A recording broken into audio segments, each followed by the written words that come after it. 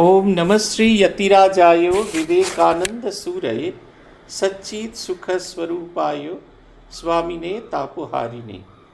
শ্রী ভগবানের অশেষ কৃপায় আমরা আবার সমবেত হয়েছি স্বামী শিষ্য সংবাদ এই গ্রন্থ থেকে পাঠ এবং আলোচনা। আমরা স্বামী শিষ্য সংবাদের যে অংশটি ব্যবহার করছি সেটি হচ্ছে স্বামী বিবেকানন্দের বাণী ও রচনার নবম খণ্ড থেকে আমরা পড়ছি। বিগত দিন আমরা শেষ করছিলাম, সেই সময় তিনি ধর্মশিক্ষা, ব্রহ্মচর্য, দান এই সমস্ত কথা বলছিলেন যে দেশে একটা নতুন আইডিয়া বা ভাব প্রথম প্রচারকালে কতগুলি লোক ওই ভাব গ্রহণ করতে না পেরে অমন খারাপ হয়ে যায়, তাতে বিরাট সমাজের কি আসে। কিন্তু যারা অধুনা প্রচলিত যৎ সামান্য স্ত্রী শিক্ষার জন্য প্রথমে উদ্যোগী হয়েছিলেন তাদের মহাপ্রাণতায় কি সন্দেহ আছে? তবে কি জানিস, শিক্ষাই বলিস আর দীক্ষাই বলিস, ধর্মহীন হলে তাতে গলদ হয়ে থাকবে। এখন ধর্মকে কেন্দ্র করে রেখে স্ত্রী শিক্ষার প্রচার করতে হবে। ধর্মভিন্ন অন্য শিক্ষাটা সেকেন্ডারি বা গৌণ হয়ে যাবে। ধর্মশিক্ষা চরিত্র গঠন, ব্রহ্মচর্য ব্রত উদযাপন, এই জন্যই শিক্ষার দরকার। বর্তমানকালে এ পর্যন্ত ভারতে যে স্ত্রী শিক্ষার প্রচার হয়েছে তাতে ধর্মটাকেই সেকেন্ডারি বলে রাখা হয়েছে। তাইতেই তুই যেসব দোষের কথা বললি সেগুলি হয়েছে। কিন্তু তাতে স্ত্রীলোকের কি দোষ বল? সংস্কারকরা নিজে ব্রহ্মজ্ঞ না হয়ে স্ত্রী শিক্ষা দিতে অগ্রসর হওয়াতেই তাদের এমন বেচালে পা পড়ছে। সকল সৎকাজের প্রবর্তকেরই অভীপ্সিত কার্যানুষ্ঠানের পূর্বে কঠোর তপস্যা সহায় আত্মজ্ঞ হওয়া চাই, নতুবা তারা কাজে গলদ করবেই। বুঝলি, এই কথাটি বলা হচ্ছে। এরপরে এই যে স্বামীজির এই যে ভাবনাটা, এটা আসলে শ্রীরামকৃষ্ণের ভাবনা। স্বামীজির শব্দ থেকে আমরা শুনতে পাচ্ছি, কিন্তু এই যে স্ত্রী শিক্ষা, ধর্মযুক্ত স্ত্রী শিক্ষার ভাবনা, এটা কিন্তু শ্রীরামকৃষ্ণের ভাবনা। আপনি দেখুন, গৌরীমাকে তিনি শিক্ষা দিচ্ছেন, মেয়েদের লেখাপড়া শেখানোর সঙ্গে সঙ্গে ধর্মশিক্ষারও প্রয়োজন আছে, দেব সেবা এই সমস্ত কিছু। তবে এটার একটা প্রপোর্শন থাকা দরকার। শ্রী সারদা মঠের একজন মাতাজি ভারী সুন্দর একটি কথা আমাকে একবার বলেছিলেন। আমি ওনাকে কথা প্রসঙ্গে কোনো একটি ওদের বিষয় নিয়ে, সেটা বলছি না, সেটা নিয়ে বললাম, আপনারা এখনও এত ব্যাকডেটেড? তখন কোনো মিষ্টি করে আমাকে বললেন, বাবা দেখো, স্বামী বিবেকানন্দ 1894 সালে স্বপ্ন দেখেছিলেন শ্রী সারদা মঠ হবে, আর আমাদের সারদা মঠ হলো 1954 সালে। অতএব আমাদের এই মঠ 50 বছর পিছিয়ে আছে। অতএব আমাদেরও এরকম একটু পিছিয়ে পিছিয়ে হবে। একবারে তোমাদের মতো ফটাফট হবে এরকম কিন্তু নয়। এ একেবারে খুব সোজা কথা, ফটাফট হবে না। কিন্তু যে জিনিসটার উপর নির্ভর করে শ্রী সারদা মঠ স্বামীজি এত দেরি করেছিলেন, বলেছিলেন ফুল তোলা মালা গাঁথাওয়ালা সন্ন্যাসিনী লাগবে না। তারা যেমন ধর্মশাস্ত্রে প্রিয় থাকবেন, তেমনি তারা সাধক হবেন। এবং এই কারণেই প্রব্রাজিকা ভারতী প্রাণা মাতাজিকে নিয়ে আসা হয়েছিল কাশী থেকে। তার দীর্ঘ 27 বছরের যে সাধন জীবন, সেই সাধন জীবনটি যেন তারা কাজে লাগাতে পারেন, আগামী দিনের মানুষজন যেন কাজে লাগাতে পারে, এইটির ওপর খুব জোর দেওয়া হয়েছিল। যখন তাকে প্রথম বলা হলো, আমাদের শঙ্করানন্দজি মহারাজ তাকে কাশীতে, এই জয়রামবাটিতে মায়ের শতবর্ষ পূর্তি উৎসব তখনও শুরু হয়েছে, তাতে শঙ্করানন্দজি মহারাজ এসেছিলেন। তাতে তিনি এবং কাশী থেকে অন্যান্যদের সঙ্গে প্রব্রাজিকা ভারতী প্রাণা মাতাজিও এসেছিলেন। তখনও তিনি সরলা মা। তাকে শঙ্করানন্দজি ডেকে বলেছিলেন, মেয়েদের মঠ হবে, তাতে তোমাকে আসতে হবে, এরা তোমায় ডাকবে, তোমাকে আসতে হবে। মাতাজি বলেছিলেন, আমি কি করব, আমার তো কিছু করার নেই, আমি তো সেরকমভাবে, তিনি তার ধারণা ছিল মেয়েদেরই লেখাপড়া জানা, শুধুমাত্র মেয়েরাই তাতে স্থান পাবেন। তিনি তো সেইভাবে একবারে, তার তো প্রকৃত কোনো শিক্ষা দীক্ষা ছিল না। নিবেদিতা স্কুলে যেটুকু পড়াশোনা করেছেন তিনি, তখনকার দিনের আমাদের যে আছে লেডি ডাফরিন কলেজ, সেখান থেকে ধাত্রীবিদ্যা শিখেছিলেন। তাও তার মনে হয়েছিল যে লেখাপড়া জানা শুধু মেয়েরাই আসবে। কিন্তু শঙ্করানন্দজি মহারাজ বলেছিলেন, আমার দ্বারা যদি হয় তাহলে তোমার দ্বারাও হবে। আমার দ্বারা যদি হয় তোমার দ্বারাও হবে, শুধু তুমি মেয়েদের গাইড করবে। মাধবানন্দজির একটি ভারী সুন্দর ভাষণ আছে শ্রী সারদা মঠের ওখানে। তিনি বলছেন যে ইন্টেলেকচুয়াল ব্যাপার ট্যাপারগুলো যদি তোমাদের দেখতে হয় তাহলে মঠে, তোমাদের বেলুর মঠে আসতে হবে। কিন্তু স্পিরিচুয়াল ব্যাপার, যেটির ওপর ধর্মসংঘটি দাঁড়িয়ে আছে, আধ্যাত্মিকতা, সেটি সম্পর্কে যদি জানতে হয় তাহলে অবশ্যই তোমাদের প্রয়োজনীয় মাতাজির সঙ্গ করতে হবে। কারণ তিনি বলছেন মায়ের সঙ্গী যেমন ঠাকুরের পার্ষদ, সেরকম শ্রী শ্রী মায়ের পার্ষদ। এইটির ওপর প্রথম থেকে যারা সারদা মঠ তৈরি করেছিলেন তারা এইটির ওপর ভীষণ জোর দিয়েছিলেন। সেটি হচ্ছে এই যে ধর্মসংঘ একটা সাধন ভজনের ওপর দাঁড়াবে। লেখাপড়া জানা মানুষজন তো থাকবে, কইয়ে বলিয়ে তো থাকবেই, কিন্তু একটা উচ্চ সাধক সত্তা যেন থাকে। এই সাধক সত্তাটা যদি না থাকে তাহলে সেই ধর্মসংঘ দীর্ঘদিন চলতে পারে না। ধর্মসংঘকে কত রকমের সমস্যার মধ্যে দিয়ে যেতে হয়, এবং এই সমস্যাগুলির মধ্যে দিয়ে যেতে হয় বলেই তাদেরকে সব সময় নিজেদের যে সাধন ভজনের বিষয়টিকে উচ্চভাবে ভাবিত করতে হয়। এবং যদি সাধন না থাকে তাহলে কিন্তু এই অবস্থা হয়নি, কিছুতেই হয় না, শরণাগতি আসে না, কোনো কিছুতেই আসে না। আমরা লেখাপড়া দিয়ে একটা জায়গা অবধি বুঝতে পারি, কিন্তু যতক্ষণ না পর্যন্ত আমাদের ভেতরে সাধন ভজন না থাকে, যতক্ষণ না পর্যন্ত ঈশ্বর নির্ভরতা না থাকে, ততক্ষণ পর্যন্ত আমাদের কোনো কিছুই হবে না। এটা খুব জোর দিয়ে বুঝতে হবে যে আমাদের এই যে জীবনটা যাপন করতে চলেছি, এটা অন্য রকমের জীবন নয়, 5টা জীবনের মতো জীবন নয়। এটা এক ধরনের একটি উচ্চ ভাবনায় একটি জীবনযাপন করা। তখন মানুষের ভেতরে পথভ্রষ্ট হওয়ার সম্ভাবনা খুব কম। স্বামীজি মেয়েদের প্রতি খুব সহানুভূতিশীল ছিলেন। তার কারণ তার বক্তব্য, মেয়েরা তো এর আগে কখনো বাইরের পৃথিবীতে দেখেনি। যখন বাইরের পৃথিবী তারা প্রথম দেখেছে, এই দোষটা আমাদেরই, আমরা তাদের বাইরের পৃথিবীটা দেখতে দিইনি। এবং বাইরের পৃথিবী দেখতে দিইনি বলে কোনটা ভালো কোনটা মন্দ এইটা বিচার করার ক্ষমতা তাদের ভেতর ছিল না। সেই কারণে তাদের ভুল হওয়ার সম্ভাবনা থাকে। তিনি বলছেন ভুল হওয়ার সম্ভাবনা থাকলেও যদি আমরা তাদের সঠিক দিকে জাগ্রত করি তাহলে এটা হয়। এই দেখবেন আমাদের ধর্মসংঘ ব্রাহ্ম সমাজেতে একটি ভারী ভালো স্কুল ছিল, এখনও আছে সেই স্কুলটি। কিন্তু সেই স্কুলটি পরিচালনা করার জন্য যে সমাজটি তৈরি ছিল, সেই সমাজটি এখন ডিফাঙ্ক্ট হয়ে গেছে। এবং ডিফাঙ্ক্ট হয়ে যাওয়ার ফলে সেই মানুষজনদের এই মানে গাইড করার মতো কাউকে খুঁজে পাওয়া যাচ্ছে না। এবং ফলে এখন যে ব্রাহ্ম সমাজীদের যে স্কুলগুলো চলছে, সেগুলো একেবারেই সরকারি স্কুলের মতো, আর 5টা সরকারি স্কুলের মতোই। এইটা খুব দুঃখের, এটা আগে এরকম ছিল না। শিষ্য বলছেন আজ্ঞে হ্যাঁ, দেখিতে পাওয়া যায় অনেক শিক্ষিতা মেয়েরা কেবল নভেল নাটক পড়িয়াই সময় কাটায়। পূর্ববঙ্গে কিন্তু মেয়েরা শিক্ষিতা হইয়াও নানা ব্রতের অনুষ্ঠান করে। এদেশে এরূপ করে কি? স্বামীজি বলছে ভালো মন্দ সব দেশে সব জাতের ভেতর রয়েছে। আমাদের কাজ হচ্ছে নিজের জীবনে ভালো কাজ করে লোকের সামনে এক্সাম্পল বা দৃষ্টান্ত করা।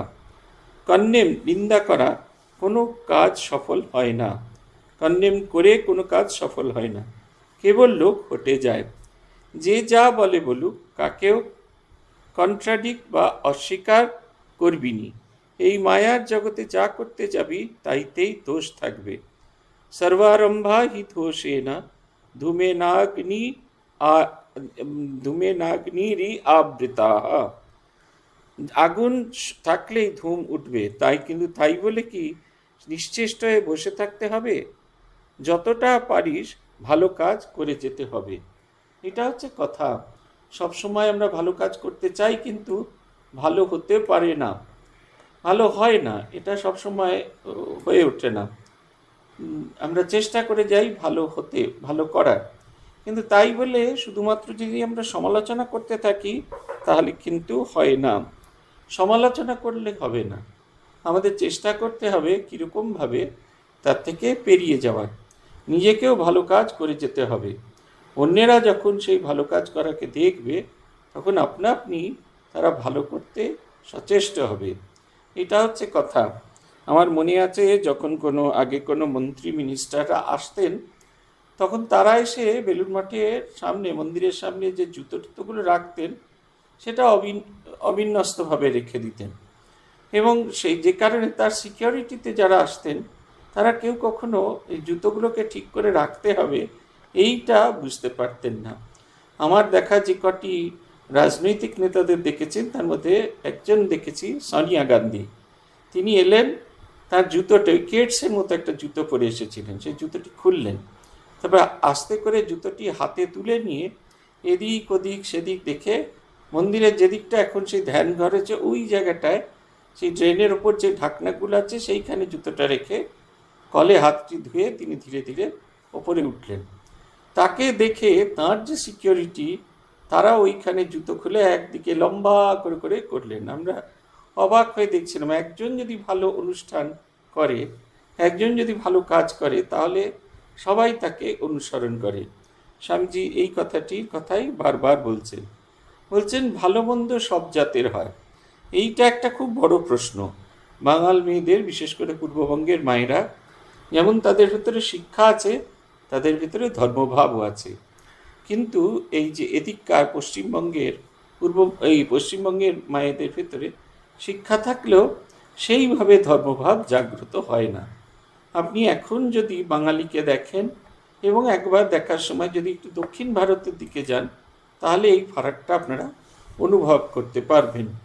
আমাদের এখানকার ছেলেরা, বাঙালি ছেলেরা সকালবেলা ঘুম থেকে উঠে 8টার সময় মাকে বলে, মা চা দাও, তারপরে চা খেয়ে তার দিন শুরু হলো। আর ঠিক একবার অপোজিট পিকচার আপনি দেখতে পাবেন দক্ষিণ ভারতে। দেখছিলাম চেন্নাইতে, আগেও দেখেছি, এবারেও দেখলাম।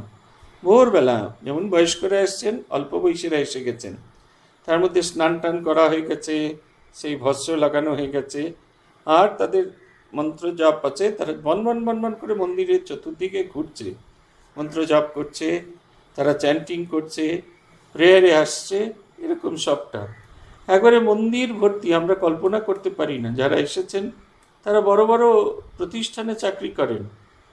আমাদের ছেলেপুলেরাও যেরকম বড় বড় প্রতিষ্ঠানে করে, তারাও বড় বড় প্রতিষ্ঠানে করে, কিন্তু ধর্মভাব তাদের ভেতরে এতটুকু যায়নি। এই আমাদেরই বাঙালি ছেলেপুলেরা রবীন্দ্রনাথের গান সব একসঙ্গে গাইছে। আমি যেদিন গেলাম, সেদিন তো প্রথম দিন, তো শনিবার তো ছুটির দিন নয়, সেদিনকে দেখলাম যে তারা ওই কালীবাড়িতে সব একত্রিত হয়েছে, সেইখানে শতকণ্ঠে রবীন্দ্রসঙ্গীত গাইবে। আমি তো দেখে অবাক যে বাঙালি ছেলে মেয়েদের ঠেলে তোলা যায় না, সেই বাঙালি ছেলের মেয়েরা উদ্যোগী হয়ে এই কাজগুলি করছে। আদতে স্বামীজি যে কথাটা বলছেন সেটা হচ্ছে একটা আদর্শ স্থাপন করা। আমাদের চোখের সামনে সত্যিই কোনো আদর্শ নেই। আদর্শ স্থাপন করলে আমাদের তাকে নকল করবার ইচ্ছা হয়। আত্মস্থানন্দজি আমাদের কাছে একটি টাইম ম্যানেজমেন্টের আদর্শ ছিলেন। আমরা ওকে দেখতাম এবং ওনাকে নকল করার চেষ্টা করতাম, এবং ওনাকে নকল করতে গিয়ে আমাদের ভেতরেও ওই টাইম ম্যানেজমেন্টের এটা বদল হতো। আমরাও ধীরে ধীরে ওনার মতো করে ওই সময় মতো যাওয়া, সময়ের আগে পৌঁছানো, এই যেসব নানা রকমের জিনিস ছিল, এইগুলো আমাদের ভেতরে অটোমেটিক্যালি চলে এলো। উনি কিন্তু কখনোই বলেননি সময় মতো যাও, এখানে করো, ওই করো, কখনোই জাননি, শুধু নিজে জীবনযাপন করতেন। বিমল আত্মানন্দজিকে দেখেছি আমরা, সেই মানে ঝড় বৃষ্টি, বর্ষা, তুফান, ঠান্ডা, সব দিনে আমরা মন্দিরে গিয়েছি, প্রণাম করে মুখ তুলতেই দেখেছি মহারাজ বসে জপ করছেন। এটা আমাদের কাছে একটা বড় শিক্ষা। আমরা কখনোই এই পিছিয়ে যেতাম না। প্রভানন্দজিকে দেখেছি আগের দিন এসছেন, 11টার সময় এসে পৌঁছেছেন, তারপরে খাওয়া দাওয়া করেছেন, তারপর জপ ধ্যান করেছেন, তারপরে শুয়েছেন। গোলপার্কে আমরা গিয়ে দেখতাম যে আমরা পৌঁছানোর আগেই মহারাজ 4টের আগে এসে যেরকম জপ করতে বসা, সেই রকম জপ করছেন। ক্লান্তি কি তাদের হয় না? কিন্তু একটা আদর্শ স্থাপন করতে গেলে অনেকখানি কষ্ট স্বীকার করতে হয়। তিনি একবারও নিন্দাবাদ করছেন না, কিন্তু নিজে ঠিক সময় আসছেন, ফলে আমরা লজ্জায় যেতে পারতাম সময় মতো। স্বামীজিকে ইনি প্রশ্ন করছেন, ভালো কাজ করবার কথা বলছেন না, স্বামীজিকে তিনি প্রশ্ন করছেন ভালো কাজটা কি। স্বামীজি বলছেন যাতে ব্রহ্ম বিকাশে সাহায্য হয় তাই হচ্ছে ভালো কাজ। ভালো কাজ নিয়ে স্বামীজির অন্তিম একটি বাণী আছে, এটি খুব গুরুত্বপূর্ণ। অনেকেই স্বামীজির সেই যে এই আমাদের স্বামী শিষ্য সংবাদে একটি শেষ ডায়লগ আছে, সেইটিকে অন্তিম বাণী হিসেবে নেওয়া হয়ে থাকে।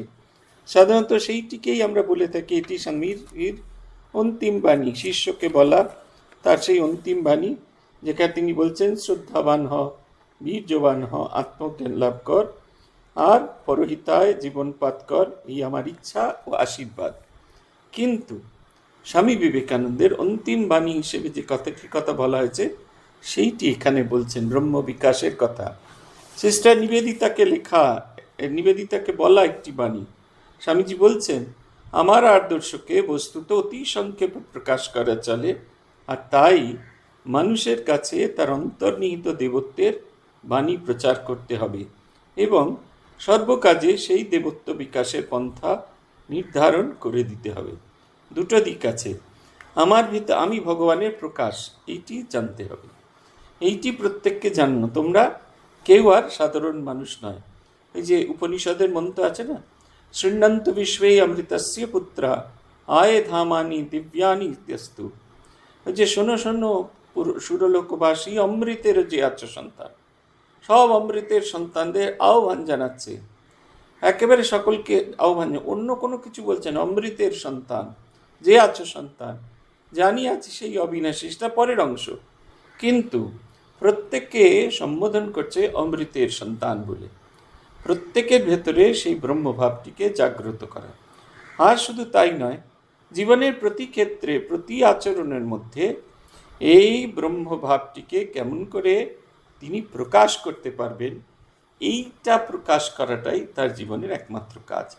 আমি একটি সহজ উদাহরণ দিয়ে থাকি, সবসময় উদাহরণটা দিয়ে থাকি, যে একটি এই সভা শেষ হয়ে গেলে বলা হলো যে যারা এখানে অ্যাটেন্ড করেছেন, অ্যাটেন্ড করার জন্য সকলকে একটা ডেলিগেট গিফট হিসেবে একটা করে ছাতা উপহার দেওয়া হবে। সেই ছাতাটা এমন দিব্য, খুললে যদি ঝমঝম করে চেরাপুঞ্জির মতো বৃষ্টি পড়ে, তাহলে আপনার সারা শরীর বসন্তের মতো ফুরফুরে থাকবে। কিন্তু যখন আপনাকে ছাতাটা দেওয়া হচ্ছে, তখন তার ম্যানুয়ালটা খুলে নেওয়া হলো। আপনি ছাতা পেয়েছেন, কিন্তু ছাতাটা কেমন করে খুলতে হয় আপনি জানেন না। যে এই আশ্রম থেকে বেরোলেন, ঝমঝম করে বৃষ্টি পড়তে থাকলো, আপনি ভাবলেন ভয় কি, ছাতা আছে, ঝুঁকছেন, টিপছেন, কোনোভাবে ছাতাটা খুলতে পারছেন না। কেন খুলতে পারছেন না? তার কারণ হচ্ছে আপনি ছাতাটা ব্যবহার করতে জানেন না। ব্যবহার করার যে বিধি, সেইটি আপনাকে গোপন করে রাখা হয়েছে। স্বামীজি এই দুটোর কথা বলছেন, শুধু ব্রহ্ম, সে যে ব্রহ্মস্বরূপ এ তাকে জানানো নয়, বলছেন ব্রহ্ম বিকাশের সাহায্য, তাই ভালো কাজ, যা দ্বারা তার ভেতরের অন্তর্নিহিত ব্রহ্ম জাগ্রত হবে। শুধু তাই নয়, জীবনের প্রতি ক্ষেত্রে এই ব্রহ্ম ভাবটিকে জাগ্রত করা। আমরা দেখবেন কখনো যদি কিছু করতে বলা হয়, প্রথম প্রশ্নটা আসে, আমি কি পারবো? আমার দ্বারা হবে না। এটা হচ্ছে একেবারে প্রথম কথা, আমি কি পারবো? ও অতনু কত রকম গ্যাজেট ট্যাজেট নিয়ে রান্না টান্না করে, ওর দ্বারা সম্ভব, আমার এই ভাঙা কড়া এ দিয়ে কি হবে? আমরা আর কিচ্ছু ভাবি না, আমরা শুধু ভাবি যে আমার দ্বারা হবে না। এইটি ছাড়া আমাদের আর অন্য কোনো ভাবনা আমাদের ভেতর কাজ করে না। কিন্তু এইটুকু জানুন, আমরা চেষ্টা করলে সবটুকুই পারব। শ্রীমদ্ ভগবত গীতায় দৈবাসুর সম্পত্তি বিভাগ যোগে দৈবী গুণের কথা বলা হয়েছে। দৈবী গুণের মধ্যে প্রথম যে গুণটি বলা হচ্ছে সেটা হচ্ছে অভয়। অভয় মানে হচ্ছে ভয়হীনতা। আমরা অনেকেই অভয়, ভূতের ভয় পাই না, পার্টি এসে ঝামেলা করলে তার ভয় পাই না, ডাকাত পড়লে ভয় পাই না, কোনো কিছুতে ভয় পাই না, অন্ধকারে রাস্তায় হাঁটতে ভয় পাই না, কত কিছু ভয় পাই না। কিন্তু জীবনের বহু জায়গায় এসে সেখানে আমরা কম্প্রোমাইজ করে ফেলি ভয়ে। কি বলবে লোকে, কেমনভাবে জগৎ আমার বক্তব্যকে নেবে, ভয় পেতে থাকি। বলছেন এই অভয়টা আছে আনকম্প্রোমাইজিং ফ্যাক্টর। শুধুমাত্র আমার ভেতরে দেবতা আছে এটা ভাবলে হবে না, আমার সেই দৈবী গুণকে নিত্যদিনের কাজে কেমন করে ব্যবহার করবেন। স্বামীজি সেইটি বলছেন, সেইটি যা দিয়ে ব্রহ্মভাব জাগ্রত হয়, ব্রহ্ম বিকাশে সাহায্য করে, তাকেই বলছেন ভালো কাজ। সব কাজই প্রত্যক্ষ না হোক, পরোক্ষভাবে আত্মতত্ত্ব বিকাশে সহায়কারীভাবে করা যায়।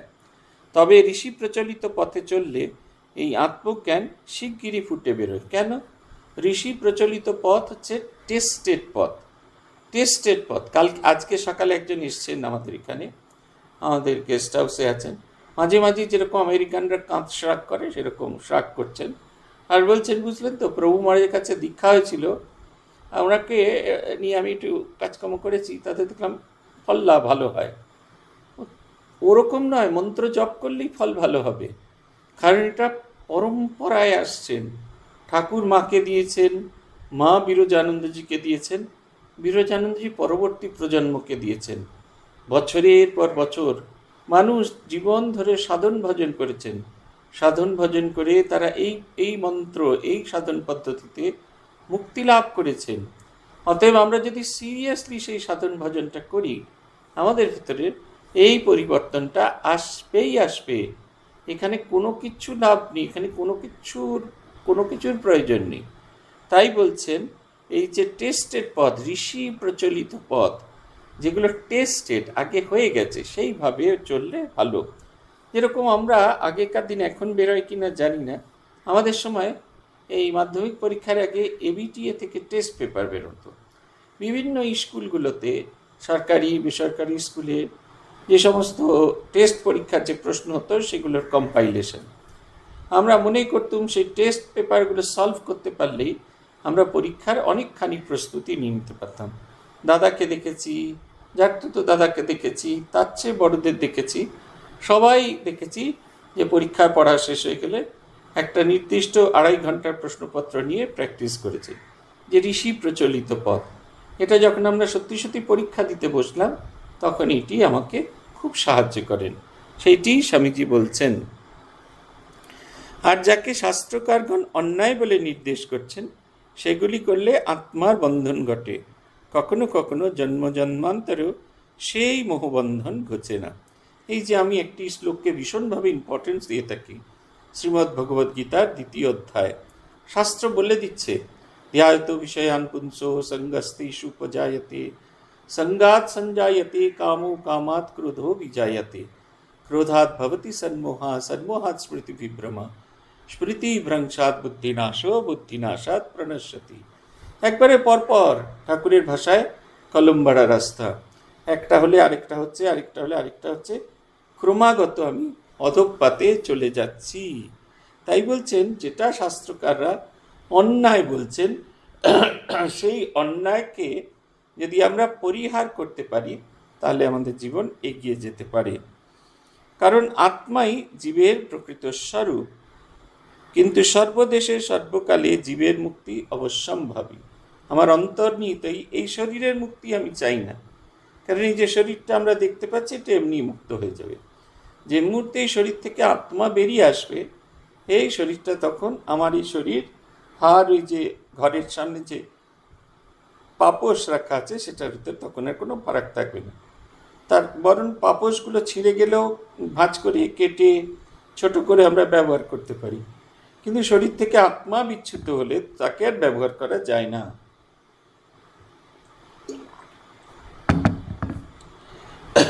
একটা একটা করে অর্গান পচতে শুরু করে, তখন কতক্ষণে সেটাকে দাহ করে দেওয়া যাবে, কতক্ষণে সেটাকে মাটির তলায় ঢুকিয়ে দেওয়া যাবে, সেইটা করতে হয়। আমার মনে আছে, আমাদের একজন স্বেচ্ছাসেবী ছিলেন বেলুড় মঠে, শনিবার বেলার দিকে তার অ্যাক্সিডেন্ট হলো। তারপরে যথারীতি শনিবার দিন কোনো পোস্টমর্টম হয় না। তারপরে মন্ত্রীমশাই হেনা তেনা সবাইকে ধরে রবিবার দিন বিশেষভাবে পোস্টমর্টমের ব্যবস্থা করা হয়। শনিবার দুপুর থেকে আর যখন সন্ধেবেলা নিয়ে আসা হলো, আমরা সবাই বেলুড় মঠ থেকে সাধুরা গেছিলাম ঠাকুরের অর্ঘ্য এসব দিতে। শুধু মুখের এইটুকু অংশ খোলা রয়েছে, এইটুকু। সারা শরীরটা প্লাস্টিক দিয়ে মোড়া, এবং প্রচুর সেন্ট ব্যবহার করা হয়েছে, অগরু ব্যবহার করা হয়েছে, সেটা ওখানে বসেই বোঝা যাচ্ছে। কিন্তু সেটাকে ছাপিয়ে যে দুর্গন্ধ বেরোচ্ছে, সেই ডেড বডির কাছাকাছি পৌঁছানো যাচ্ছে না। অথচ বরফের উপর রাখা আছে, বরফের মধ্যেই ছিল, তারপরে বরফের গাড়িতে নিয়ে আসা হয়েছে, সমস্ত কিছু ব্যবস্থা হয়েছে, কিন্তু তার থেকে একটা দুর্গন্ধ বেরোতে শুরু করেছে। যে মানুষটি এতদিন সংসারের এত প্রিয় ছিল, সেই মানুষটিকে সঙ্গে সঙ্গে চলে যেতে বললেন। অতএব এই যে আমরা বাহ্যিক যে রূপকে সৌন্দর্য ঠিকঠাক করার চেষ্টা করি, সেদিনকে এক জায়গায় বলছিলাম, একটা বিজ্ঞাপন দেখলাম, একজন অভিনেতা তিনি বলছেন একটা সাবানের কথা। প্রথম দিন যখন ব্যবহার করা হলো তখন কিছু বোঝা গেল না, 7-8 দিন বাদে বোঝা যাচ্ছে আমার গায়ে যে সূর্যের তাপ লেগে যে ট্যান হয়ে থাকে, আমি ট্যানটা কি জিনিস জানি না, ওদের ভাষা শুনেই বলছি, সেইটা ধীরে ধীরে একটু একটু করে কমতে থাকলো। 1 মাস যদি ব্যবহার করা হলো, তারপরে আর শরীরে কোথাও ট্যান করে থাকবে না, পুড়ে যাওয়া খুব সম্ভবত শুনে মনে হচ্ছে সূর্য থেকে যে পুড়ে যায় সেই পোড়ার দাগ টাগগুলো আর কিচ্ছু থাকলো না। আমরা এক্সটিরিয়ার বাইরের এই শরীরটাকে ভালো করার চেষ্টা করি, কিন্তু এই অন্তর্নিহিত আত্মাকে একে ভালো করার চেষ্টা করি না। তার কারণ হচ্ছে এই আত্মার মুক্তি, এটি আমাদের জীবের প্রকৃত স্বরূপ। আমরা নিজেরা যত ভালো হতে থাকবো তার একটা ছাপ হতে পড়তে থাকবে, এবং যতই ছাপ পড়তে থাকবে তত আমাদের কর্মবন্ধন, যা আমাদের আত্মাকে মুক্ত হতে দেয় না, ততই আমাদের সেই মুক্তিটা সহজ হয়ে যাবে। বলছেন, তোর ছায়ার সঙ্গে তুই 1000 বছর লড়াই করেও ছায়াকে কি তাড়াতে পারিস? সে তোর সঙ্গে থাকবেই। শিষ্য বলছে, কিন্তু মহাশয়, আচার্য শঙ্করের মতে কর্ম জ্ঞানের পরিপন্থী, জ্ঞান কর্ম সমুচ্চয়কে তিনি বহুধা খণ্ডন করেছেন। অতএব কর্ম কেমন করিয়া জ্ঞানের প্রকাশক হবে? স্বামীজি বলছেন, আচার্য শঙ্কর ওরূপ বলে আবার জ্ঞান বিকাশ কল্পে কর্মকেই আপেক্ষিক সহায়কারী এবং সত্যশুদ্ধির উপায় বলে নির্দেশ করেছেন। তবে শুদ্ধ জ্ঞানে কর্মের অনুপ্রবেশ নেই। ভাষ্যকার এই সিদ্ধান্তের আমি প্রতিবাদ করছি না। ক্রিয়াকর্তা এবং কর্মবোধ যতক্ষণ মানুষের থাকবে ততকাল সাধ্য কি সে কাজ না করে বসে থাকে? অতএব কর্মই যখন কর্মের স্বভাব হয়ে দাঁড়াচ্ছে, তখন যেসব কর্ম এই আত্মজ্ঞান ও বিকাশকল্পে সহায়ক হয় সেগুলি কেন করে জানা? কর্মমাত্রই ভ্রমাত্মক, এই কথা পরমার্থিক রূপে যথার্থ হলেও ব্যবহারে কর্মের বিশেষ উপযোগিতা আছে। তুই যখন আত্মতত্ত্ব প্রত্যক্ষ করবি তখন কর্ম করা না করা তোর ইচ্ছাধীন হয়ে দাঁড়াবে। সেই অবস্থায় তুই যা করবি তাই সৎকর্ম হবে, যাতে জীবের ও জগতের কল্যাণ হবে। ব্রহ্ম বিকাশ হলে তোর শ্বাস প্রশ্বাসের তরঙ্গ পর্যন্ত জীবের সহায়কারী হবে। তখন আর প্ল্যান বা মতলব এঁটে কর্ম করতে হবে না, বুঝলি? শঙ্করাচার্যের মতে কর্ম আমাদের কর্মবন্ধনে ফেলে দেয়, কর্মবন্ধনে ফেলে বলে এর দ্বারা জ্ঞান প্রকাশ হয় না। কিন্তু আবার স্বামীজি বলছেন, তিনি অন্য জায়গায় এই কথা বলছেন যে যে সহায়ক কর্ম আপেক্ষিক সহায়ককারী এবং সত্যশুদ্ধির উপায় বলে। কাজ করলে জানেন তো ভেতরেরটা পরিষ্কার হতে থাকে। আমরা যখন রিলিফ করতে যেতাম, এখনও যে রিলিফ করতে যাই, ওই মায়েরা কিন্তু কেউ থ্যাংক ইউ বলেন না, কিন্তু যখন তাদের হাতে সেই শাড়িটা দেওয়া হয় অথবা শীতকালে একটা কম্বল যখন তার হাতে দেওয়া হয়, তাদের যে আনন্দ, তাদের যে স্বস্তি, তাদের যে আনন্দ, ওইটা দেখলে আমাদের ভেতরে একটা আনন্দ প্রকাশিত হয়, ভালো হচ্ছে। আমাদের অগুন্তি ছেলেরা পড়াশুনো করে যারা খুব অন্তর্জ শ্রেণী থেকে এসছে, তারা যখন এসে বলে যে আমি এই চাকরি পেয়েছি, আমি ওই বিশ্ববিদ্যালয়ে রিসার্চ করবার সুযোগ পেয়েছি, আমি ওইখানে ওইটি করছি, তখন খুব আনন্দ হতে থাকে। তখন মনে হয় যে কর্ম করাটা সার্থক আছে, ভীষণ রকমের সার্থক। অতএব এই কর্ম করতে হবে যার দ্বারা আমার কর্মবন্ধন থেকে মুক্ত হবে। কিন্তু যে কর্ম আমাকে বন্ধনে মুক্ত করবে, বন্ধনে যুক্ত করবে, সেই কর্ম আমাদের কোনোভাবে করা উচিত নয়। আমরা বুঝতে পারি না অনেক সময় কি হয় যে কোনো একটা কর্ম করতে করতে সেই কর্ম করার প্রতি একটা অব্যক্ত একটা ভাব তৈরি হয়ে যায়, যেটা থেকে আমরা কখনো কোনো অবস্থাতে বেরোতে পারি না। তখন সেই কর্ম আমাদের আরেকটি কর্মতে প্রবৃত্ত করে, আবার আরেকটি কর্মতে। আমি আমার নিজের জীবনে আপনাদের কথা বলেছি, প্রথমে এসে যখন মানসাদি পেলাম তখন একটা টয়লেট তৈরি করা হলো, একটা প্রয়োজন ছিল। সেটা থেকে আবার প্রয়োজন ছিল ডিসপেন্সারি ভাঙার জন্য একটা বুক সেলস কাউন্টার একটা প্রয়োজন ছিল। ছাদ থেকে জল পড়তো, তার জন্য একটা অফিস বানানোর প্রয়োজন ছিল, মন্দির সারানোর দরকার ছিল, হোস্টেল সারানোর দরকার ছিল, হায়ার সেকেন্ডারি স্কুল করা দরকার ছিল। এই অবধি কিন্তু সত্যিই দরকার ছিল। তারপরে যে অংশটা করেছে সেটা দরকারি নয়, কিন্তু একটা কর্মবন্ধন তখন আমাদের ভেতর পড়ে গেল। একটা রান্নাঘর তৈরি করতে হবে, লোকে বলবে আহা স্তবপ্রিয়ানন্দ কত করেছে, কত কী করেছে, এই একটা চিন্তা তখন নিজের ভেতরে জাগত। এবং সেই সময় আমার নিজের ব্যক্তিগতভাবে মনে হয়েছিল আমি এই যে কর্মবন্ধনের কথা বলছেন না, এই কর্মবন্ধনে আবদ্ধ হয়ে পড়ছি। এতে একটা প্রচ্ছন্ন অহংকার, প্রচ্ছন্ন আমিত্ববোধ কাজ করে। এটা সাধন সহায়ক নয়, এটা কর্মবন্ধন হবে এবং এতে আমি জড়িয়ে পড়ব, কিছুতেই এর বাইরে আমরা বেরোতে পারবো না। তাই এর থেকে বেরিয়ে যেতে হবে। কিন্তু যখন মানুষ আত্মতত্ত্ব দর্শন করেন, যা দর্শন হয়ে যায়, তখন সে সাধারণ মানুষের মতোই থাকে সংসারে। স্বামী ঠাকুর বলছেন না, যে কেরানির জেল হয়েছিল, বাইরে বেরিয়ে আসে, তখন সে কি ধেই ধেই করে নাচে? তখন যেরকম কেরানি করছে সেরকমই করে, কিন্তু আর সেই কেরানিগিরি তার কর্মবন্ধনের কারক হয় না। তখন সে শুধুমাত্র ওই জীবন নির্ধারণের জন্য যেটুকু কাজ করার করে। তার মনটা অনেকটা সেই বড় মানুষের দাসীর মতো থাকে। সে আছে এই সংসারে, কিন্তু তার মন পড়ে আছে তার দেশের বাড়িতে। সেইখানে তার রাম আছে, সেইখানে তার যদু আছে, সেইখানে তার রাখাল আছে। শিষ্য বলছেন, আহা, ইহা বেদান্তের কর্ম ও জ্ঞানের সমন্বয়কারী অতি সুন্দর মীমাংসা। অনন্তর নিচে প্রসাদ পাইবার ঘণ্টা বাজিয়া উঠিল ও স্বামীজি শিষ্যকে প্রসাদ পাইবার জন্য বলিতে লাগিলেন। শিষ্য যাইবার পূর্বে স্বামীজির পদপ্রান্তে প্রণত হইয়া করজোরে বললেন, মহারাজ, আপনার স্নেহাশীর্বাদে আমরা যেন এই জন্মেই ব্রহ্মজ্ঞান অপরোক্ষ হয়। শিষ্যের মস্তকে হাত দিয়া স্বামীজি বলিলেন, হয় কি বাবা, তোরা কি আর এ জগতের লোক? না গেরস্থ না সন্ন্যাসী, এই এক নতুন ঢং। স্বামীজির এই শেষের কথাটা কিন্তু খুব ইম্পর্টেন্ট। শাস্ত্র কিন্তু আমাদের এই দুটো আশ্রমকে স্বীকৃতি দিচ্ছে, হয় আপনাকে সন্ন্যাসী হতে হবে অথবা আপনাকে গৃহস্থ হতে হবে।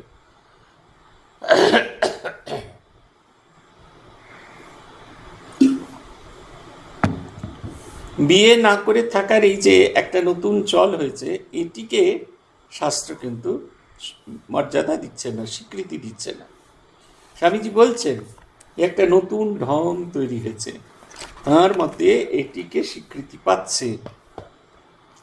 বলছেন, তোরা কি আর জগতের লোক? যারা সত্যকারের সংসার বন্ধনে বদ্ধ না হয়ে ঈশ্বরের জন্য জীবন পাত করে, তারাই মর জগতের আর কেউ নয়। কোনো কর্মবন্ধন তাদের বন্ধন করতে পারেন না। তাই বলছেন এই এক নতুন ঢং, এটা একটা নতুন প্রকাশ এসেছে, যে মানুষ সংসারে থেকেও, সংসার না করেও সন্ন্যাসীর মতো উচ্চ জীবনযাপন করতে পারেন। সেই কারণেই বোধহয় তিনি সাহস করে যে সন্ন্যাসীদের শাস্ত্র গৃহ সমস্ত কিছু ছেড়ে চলে যেতে বলেছিলেন, সেই সন্ন্যাসীদের এই গৃহস্থের মাঝখানে বসিয়ে রেখে তাদের উন্নতিকল্পে, তাদের সেবার মধ্যে দিয়ে নিজের আত্মমুক্তির খোঁজের চেষ্টা করেছিলেন। স্বামীজির সব ভাবই একটা নতুন ঢং। এই জিনিস এর আগে কখনো এই পৃথিবী প্রত্যক্ষ করেনি, সেই কারণে এটিকে নতুন ঢং বলা হয়েছে। আজ এই পর্যন্ত। ওম প্রণতানাম প্রসীদত্বম দেবী বিশ্বার্তিহারিণী त्रैलोक्यवासिनामिते लोकानां वरदा भव। ओम शांति ओम शांति ओम शांति। हरि ओम तत्सत्। श्रीरामकृष्णार्पणमस्तु।